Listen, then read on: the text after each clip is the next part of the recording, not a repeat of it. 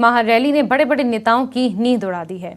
Dadasiba ground में कांग्रेस नेता मुकेश ठाकुर का शक्ति प्रदर्शन हुआ। इस रैली में का झंडा दिखा और ना ही कोई नेता, अगर कोई था तो सिर्फ आम जनता और आम नेता। इस कार्यक्रम से जसवा परागपुर कांग्रेस के ब्लॉक अध्यक्ष सुरिंदर मनकोटिया ने भी किनारा कर लिया। वहीं इस विधानसभा क्षेत्र से संबंधित बड़े नेता और प्रदेश कांग्रेस के महासचिव विक्रम शर्मा डिग्गी और कांग्रेस के प्रदेश सचिव संजीव कालिया इस रैली में पहुंचे थे। मुकेश ठाकुर ने यहां चुनाव लड़ने का ऐलान भी किया।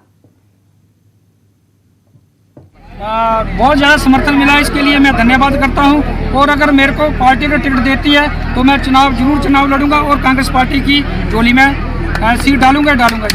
नेता नौकरी होते हैं पर नेता जाते हैं। ये जनता का जो विधायक होता है वो जनता का नौकर होता है, वो काम करवाता है जाके और दफ्तरों में करवाता है। पर ऐसा नहीं होता है कि जनता भटकती रहती है, दफ्तरों में भटकती रहती है। पर अब ऐसा नहीं होगा, अगर जनता हमें विधायक बनाती है तो हम उनके नौकर बन के दफ्तरों में उनके काम करवाएंगे।